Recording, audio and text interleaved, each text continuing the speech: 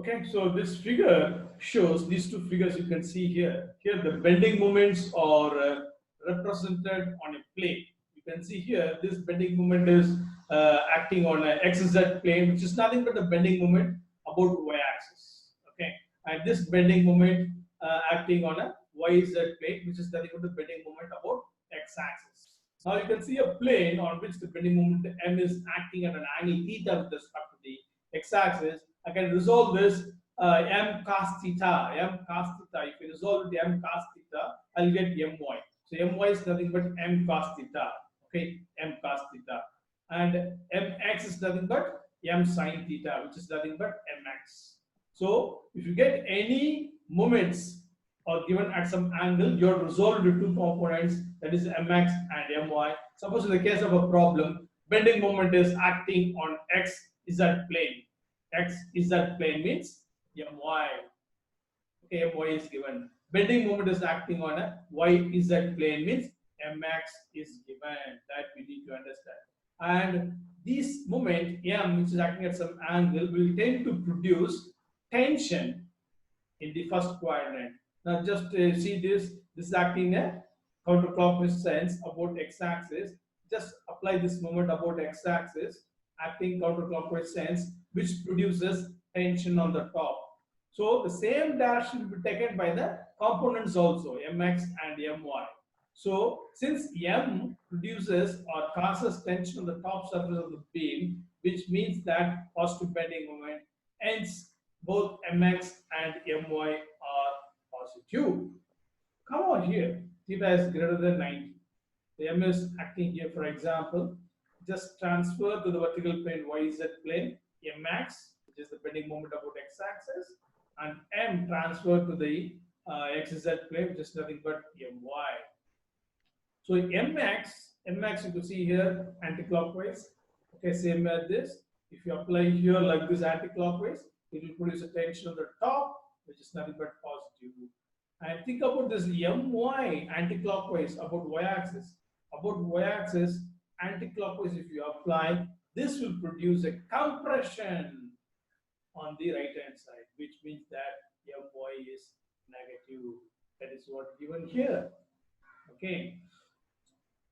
And this is exactly opposite.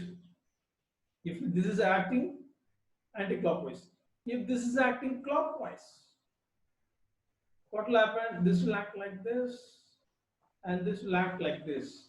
So both mx and my will be negative because it will cause a compression at the top due to mx and the right side due to my. This is very, very important. Okay, sometimes mx value will be given directly and my value will be given directly in the problem. Sometimes it will be said that a bending moment is acting on xz plane or yz plane, something like that. Sometimes load will be given at some angle. You have to resolve that load and you have to find out about which axis this load is acting. So accordingly, we should predict the sign convention for the applied bending moment. That is very, very important.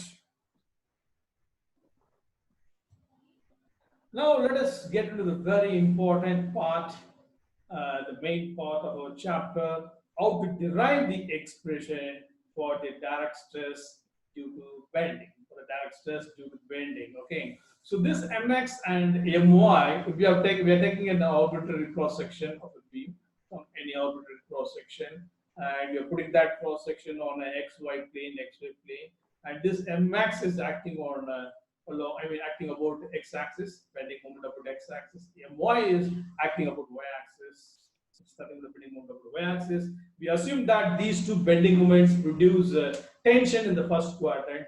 So I assume this mx and my to be the positive bending moments, and this NA represents the neutral axis, which is pointing to the center of the arbitrary cross section, and the neutral axis is acting at an angle alpha with respect to the x-axis. Okay, and we are taking a small element here at a distance of x, horizontal distance x from the centroid, and the vertical distance y, where delta A is the elemental area, and zeta is the perpendicular distance from the element to the neutral axis, for the element to the neutral axis. So from solid mechanics, we know very well that stress by strain is equal to Young's modulus, or in other words, stress is equal to strain into Young's modulus. Strain into Young's modulus. So this stress is nothing but, for example, if a load is acting along the axis, if an axial load is acting, so stress is equal to load by area. That stress is nothing but the direct stress. That stress is nothing but the direct stress, that is load by area. And here we are trying to find out the direct stress due to bending, that is the stress acting along the z direction is nothing but sigma z. We are taking correspondingly the strain in z direction. I am taking here epsilon z, epsilon suffix z. So same way I am taking, just introducing the suffix sigma z is equal to E into epsilon z, where epsilon z is the strain in z direction, sigma z is the direct stress due to bending. So direct stress due to bending. Simply if I use the term direct stress means it is nothing but the load by area. Here you should understand direct stress due to bending. Now let us recall the expression, bending stress expression. M by I is equal to E by R is equal to sigma P by Y. This is the equation applicable for the symmetric bending as we discussed in the case of the applied solid mechanics class. Now just interchange and write here M by I is equal to Y by R is equal to sigma Z by E. Sigma Z by E. Okay, so as I told you here, this R represents the radius of curvature of the beam. Y is the perpendicular distance from the neutral axis to the extreme outermost fiber in the case of solid mechanics. So here, let me assume rho as the radius of curvature. Let me take the rho as the radius of curvature, and here zeta is the perpendicular distance from the neutral axis to the element under consideration. So y by r is the strain. Y by r is the strain. So hence strain in z direction. In place of y, I can take zeta. In place of r, I can take what's that? Rho, where rho is the radius of curvature that we need to understand. Okay, so let this equation, so zeta is epsilon z is equal to zeta by rho, which is the strain.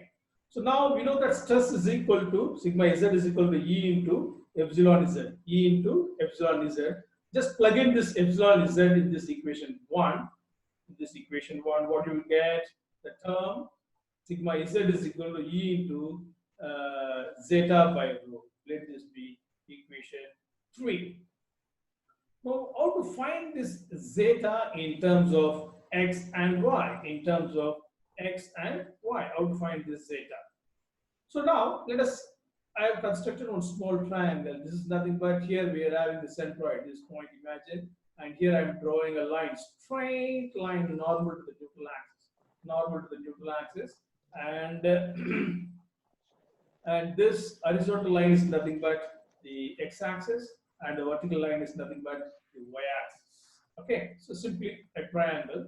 So I can give the angle here 90 minus alpha. Here 90 minus alpha. Here 90. Here alpha. So some of the triangles, some of the angles in a triangle is nothing but 180 degrees. It satisfies, right? Now how to find this zeta? Now this is hypotenuse is the zeta. This is x and this is y. So here we are having the angle 90 minus alpha. So x cos 90 minus alpha. Okay, x component of this resolved, x cos 90 minus alpha will be x sin alpha plus, here this is the y1 and this is alpha, y cos alpha. Okay, so zeta will be x sin alpha plus y cos alpha. Now substitute this zeta x sin alpha plus y cos alpha in equation 3. So now I have just introduced that x sin alpha plus y cos alpha in the stress equation.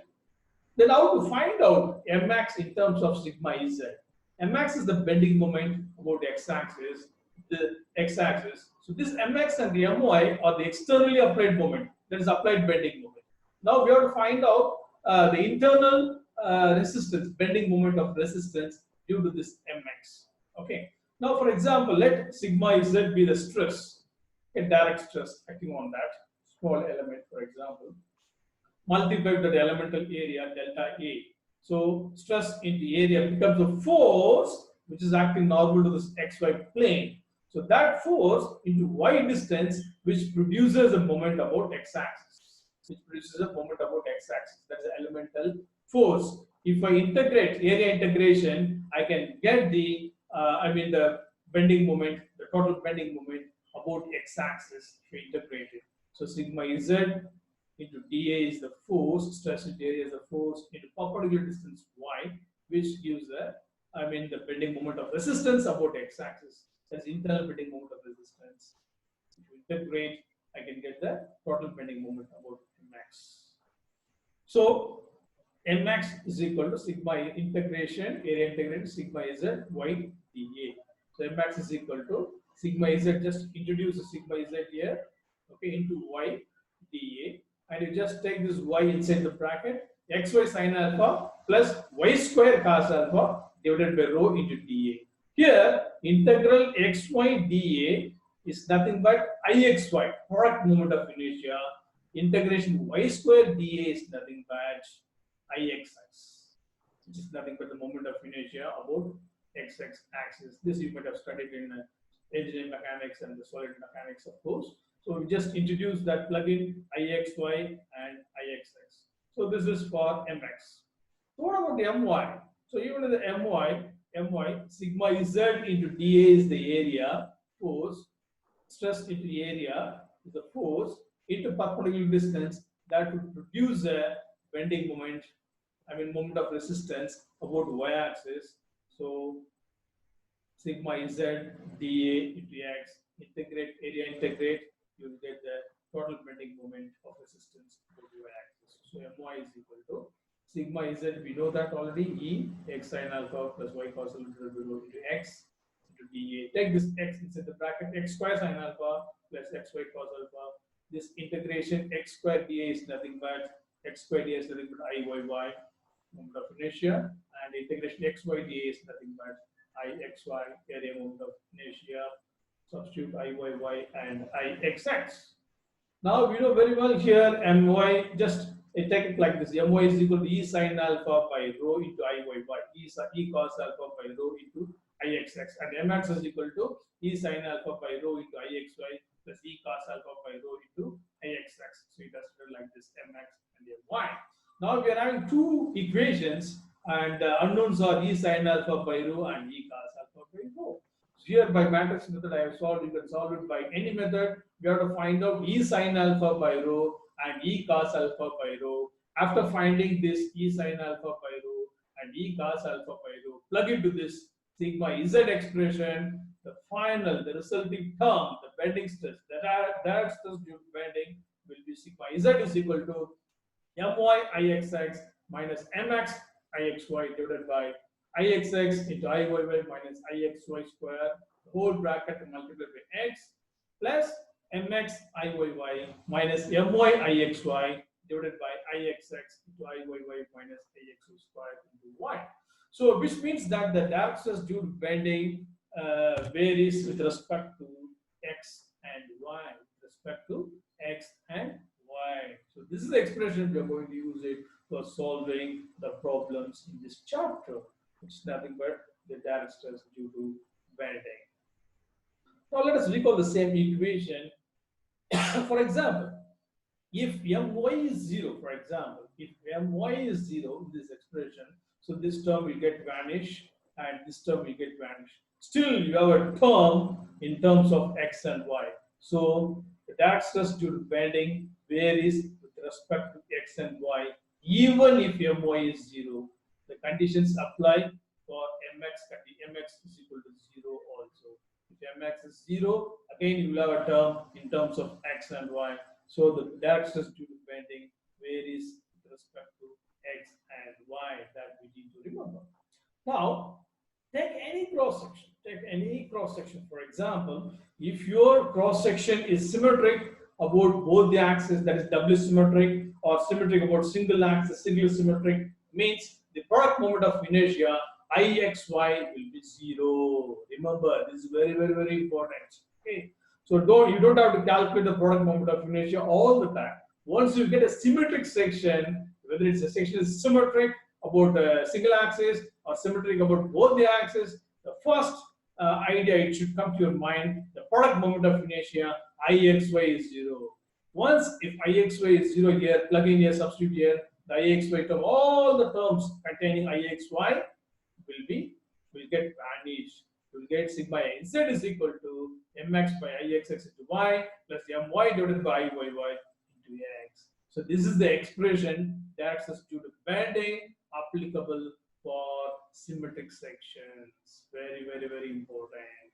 Now again, if my is 0 here, if my is 0, I'll get sigma z is equal to mx by ixx into y, which means that if y is 0, the direct substitute bending will be 0. That means here, if we take a cross section here y is 0, for example, this is the d is the depth, this is d by 2, with this b, for example, here y is 0, for example, d by 2, here y is 0, sigma z is 0.